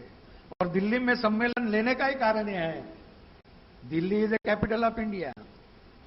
जब सेल्फ रिस्पेक्ट मूवमेंट की शुरुआत हाथ में जब रामस्वामी पेरियार ने जब किया था, आदमी एक था और आदमी ने पूरा का पूरा तमिलनाडु जो भी रिलीजियस कल्चर था वो एबॉलिश करने में वो कामयाब हो गए। रामस्वामी पेरियार का मैं परसों टाइम्स ऑफ इंडिया में पढ़ा कि वो सेल्फ रिस्पेक्ट मूवमेंट ने एक जमाने में लेडीज लोग जो मंगलसूत्र जिसको थाली बोलते हैं, जिसको ब्राह्मण समाज का अर्थार्जन का साधन बोलते हैं, वो सब निकाल दिया था। वही टाइम्स ऑफ इंडिया में वो मूवमेंट पुनर्जीवित हो गई, हजारों लेडीज एक जगह आ गए सेल्फ रिस्पेक्ट मूवमेंट में, और अपना जो सोने का गहना था वो मूवमेंट को दान कर दिया। सोने का गहना वो रामस्वामी पेरियार के विचार याद के। क्या हम डॉक्टर बाबा साहब आम्बेडकर जी के विचार याद नहीं कर सकते? जो हमारे वर्कर से लेके इंजीनियर्स लोग ब्राह्मणिकल ट्रेड यूनियन को जो लाखों करोड़ों रुपए देते, उसको बंद नहीं करवा सकते? बाबा साहब ने ये कभी नहीं बोला कि भाई तू कम्युनिज्म में जा और मेरे भी विचार स्वीकार करिए। बाबा साहब ने नहीं बोला। तो ये हमारे हुए जो गलती हुई उसको सुधारना, ये हमारा एक कर्तव्य है। और फ्लो के बाबा साहब ने वो भी बोला कि ट्रेड यूनियन चलाना ये छोटी बात नहीं है, उसके लिए तुम्हारे पास ऐसे होनियार और सैक्रिफाइस लोग भी होना चाहिए। इसलिए साथियों, हम रेलवे में कामयाब होने जा रहे हैं। और आखिरी में आपको बताऊंगा, रेलवे में 10.5 लाख वर्कर्स काम करें, वर्किंग स्ट्रेंथ है आउट ऑफ 13.5 लाख। रेलवे में सीक्रेट बैलेट होता है। साहब प्राइवेट सेक्रेटरी थे, कृष्णा साहब, यश कृष्णा साहब रेलवे के प्राइवेट सेक्रेटरी 5 साल रह चुके हैं। वहां क्या होता है कि 5 साल के बाद सीक्रेट बैलेट होता है। और सीक्रेट बैलेट में कौन पार्टिसिपेट हो सकता है? रेलवे बोर्ड का सर्कुलर है, सिर्फ ट्रेड यूनियन हो सकती है। रेलवे का स्टैटिस्टिकल अभी का यह है, पार्लियामेंट में आया कि out of 10.5 lakh schedule caste, schedule tribe के 29.67% SC ST के। हमारा दायरा तो ओबीसी का है। तो सीक्रेट बैलेट में जो ट्रेड यूनियन को 30% वोट करेंगे उसको रिकॉग्नाइज बोला जाएगा, उसके साथ निगोशिएट किया जाएगा। तो 2 यूनियन हो गए, कम्युनिस्ट विचारधारा के नेशनल रेलवे मजदूर यूनियन हो गई, गांधीवादी विचारे के सेंट्रल रेलवे मजदूर संघ हो गई। हमारी विचारधारा की 75 साल तक ट्रेड यूनियन नहीं होने के कारण शेड्यूल कास्ट, शेड्यूल ट्राइब के 30% लोगों को जबरन हमारे नेताओं ने ब्राह्मणिकल मूवमेंट के ट्रेड यूनियन के फोटो को कंपेल कर दिया। ये बातों के लेके हम जब चले देश में, हमारे रेलवे के लोग चले, तो आज मेंबरशिप हमारे ट्रेड यूनियन के रेलवे में बढ़ गई। तो 3 साल में 2018 में दूसरा सीक्रेट बैलेट आ रहा है। तो हमने ये तैयारी कर दिया कि हम समझो 15% लोगों को रेलवे के इकट्ठा करने में कामयाब होने वाले हैं। तो 15% हो गए, तो जिसको 34% मिले उसके 7% कम करेंगे, तो 34 के 27 पर लाएंगे। और जिसको 32 मिले CRMS को 32 के 7 कम करेंगे, 25 मिलेंगे। तो भाई रेलवे बोर्ड का 30% का सर्कुलर ये अस्तित्व में नहीं रहेगा, वो कोई कायदे के अनुसार सर्कुलर नहीं है। तो ये प्लानिंग करके आगे का रेलवे ट्रेड यूनियन के माध्यम से जो बाबा साहब की जो आइडल है, हम कृष्णा साहब की मदद लेंगे, कृष्णा साहब की भी मदद लेंगे। नए विचारधाराओं के लोग जो है, जो एक्सेप्ट करने को तैयार है, इनके साथ रेलवे से लेके सभी सीक्रेट बैलेट में हम फुले आम्बेडकरी विचार लाने का भविष्य में प्रयोग करेंगे। जो हमारा मिसयूटिलाइजेशन होता है ब्राह्मणिकल फोर्सेस से, जो ट्रेड यूनियन में मिसयूटिलाइजेशन होता है, उसको हम बंद करेंगे। ये कन्वेंशन का ये रख के, उद्देश्य रख के ये कन्वेंशन हमने आयोजित किया है। इसलिए इतना ही कह के मैं अपना भाषण